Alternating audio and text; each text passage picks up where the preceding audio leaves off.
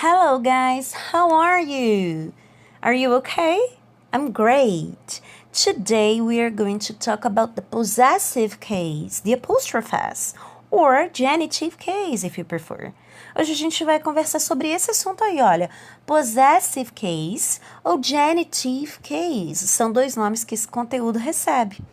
Para vocês poderem compreender melhor, é essa partículazinha que está aí entre parênteses, olha, esse apóstrofo S.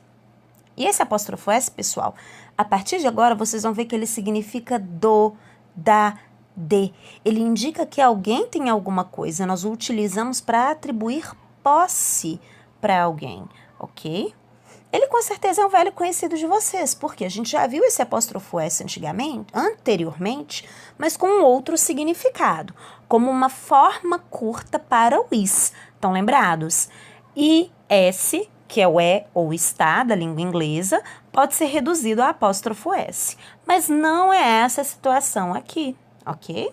A partir de agora, vocês vão ver um apóstrofo S que significa posse, significa do, da ou de. E como que ele funciona, teacher? Essa partículazinha, pessoal, vai ser utilizada exatamente com esse sentido, para a gente dizer que alguém possui alguma coisa. E nós vamos traduzi-lo como de, do ou da. Observem os exemplos que a gente tem. A gente tem um livro verde e uma boneca. Olha o livro verde. Priscilla's book is green. O livro da Priscila é verde. Olha a bonequinha. This is Alice's doll. Essa é a boneca da Alice. Observem que quando a gente foi falar o apóstrofo S, ele teve esse significado de dar, de posse, tá? Uma das coisas muito importantes que a gente já tem que começar a compreender é que quando nós vamos utilizar a estrutura do possessive case usando o apóstrofo S, a leitura daquela frase vai ser parcialmente feita de trás para frente. Olha só, a expressão Priscilla's book é lida como o livro da Priscila, de trás para frente, ok? A expressão lá embaixo, Alice's doll, é lida como boneca da Alice. A gente lê do fim para o início. Ok, pessoal? A expressão que contém esse apóstrofo S, para que ela faça sentido na nossa língua. Dito isso, como que a gente constrói, teacher, uma frase com esse apóstrofo S para indicar que alguém tem alguma coisa? Primeira coisa que a gente coloca é o nome do dono do objeto. E coladinho nele, a gente vai pôr o apóstrofo S, que significa do ou da. Logo depois, mas separado, a gente vai colocar o nome do objeto que ele possui, tá bom? É essa estrutura que a gente lê de trás para frente. Observem os exemplos que a gente tem aí. Victor's ball is colorful. A bola do Vitor é colorida. Olha a expressão Victor's ball, bola do Vitor. A gente leu de trás para frente para que fizesse sentido no português, ok? A casa da Paola.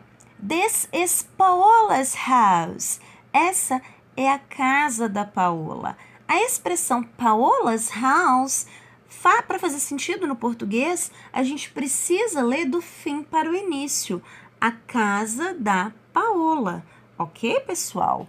Entretanto, para que essa construção seja correta na língua inglesa, a gente vai colocar o nome do dono do objeto, coladinho nele o apóstrofo S e separado o nome do objeto que ele possui, ok?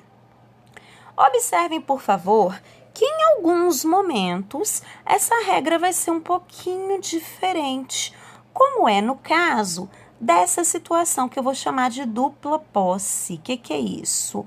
Quando a gente tem um objeto, uma coisa, ou no caso das frases que a gente vai estudar, um animalzinho que tem mais de um dono, tá? Olha o diesel. O diesel é um cachorrinho só, não é? Mas ele tem dois donos, o Vitor e o Gustavo. Diesel is Vitor and Gustavo's dog. Nesse caso, pessoal, quando a gente tem dois donos para uma coisa só, o correto é a gente colocar o apóstrofo S apenas no último nome, apenas no nome que a gente colocou por último, do dono, tá? Observem que o apóstrofo S só apareceu depois do nome do Gustavo. O nome do Vitor não recebeu o apóstrofo S, mas ele também é dono do Diesel. Diesel is Vitor and Gustavo's dog. O Diesel é o cachorro do Vitor e do Gustavo. Agora olha o caso do gato. Esse gatinho aí tem dois donos também, o Arthur e o Davi. Arthur and Davi's cat is gray.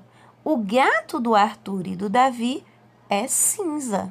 Observem que a gente só tem o apóstrofo S depois do nome do Davi. O nome do Arthur não recebeu o apóstrofo S. Por quê?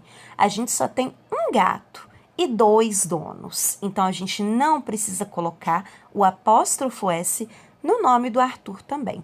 Só no nome do último dono que a gente colocou, tá ok? Outra situação bem diferente é quando a gente tem dois objetos para dois donos. Olha só, a gente tem nessa primeira frase duas bicicletas vermelhas, não é? Uma dessas bicicletas é do Júlio e a outra bicicleta é do Marcelo. E as duas são vermelhas. Julius and Marcelo's bikes are red. O nome do Júlio recebeu um apóstrofo S e o do Marcelo também, porque a gente está falando de um objeto para cada um deles. Não é igual o gato, o cachorro que a gente viu no exemplo anterior, que a gente tinha um bichinho para dois donos. Agora, cada um tem o seu. Portanto, quando a gente vai colocar o apóstrofo S, que significa do ou da, vai ser um apóstrofo S para cada nome. As bicicletas do Júlio e do Marcelo são vermelhas. Olha as mochilas. Lavinia's and Rebecca's backpacks are pink.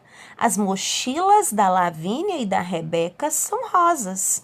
A Lavínia tem a mochila dela e a Rebeca tem a mochila dela. E as duas mochilas são rosas.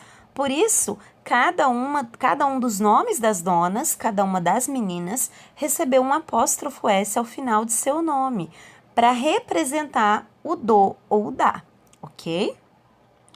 Outra particularidade que a gente precisa observar é quando o dono do objeto for uma palavra no plural, galera. Por exemplo, olha esse primeiro exemplo que a gente tem. The kids' toys are made of wood. Os brinquedos das crianças são feitos de madeira. A palavrinha kids em inglês significa crianças. É uma palavra no plural e esse plural está terminando com S. Como essa palavra já terminou com S, a gente não vai acrescentar apóstrofo S. A gente vai simplesmente colocar o apóstrofo. Não precisa colocar mais um S no fim da palavrinha kids para significar do ou da, tá bom? Ô, teacher, mas esse apóstrofo sozinho significa do ou da? Significa, olha aí, os brinquedos das crianças, sem problema nenhum, sem prejuízo nenhum do sentido, tá? Outro exemplo aí embaixo, a gente tem os estudantes com seus cadernos. The students' notebooks are open. Como a palavrinha students é uma palavra no plural e terminou com S, quando a gente vai fazer a construção os cadernos dos estudantes, a gente não coloca esse dos como sendo apóstrofo S. A gente só coloca o apóstrofo, para não repetir um S aí, ok? Senão ficaria muito acúmulo de S numa frase só. O teacher pergunta, se porventura essa palavra no plural não terminar com S, o que vocês acham? A gente coloca o apóstrofo S normalmente, tá bom?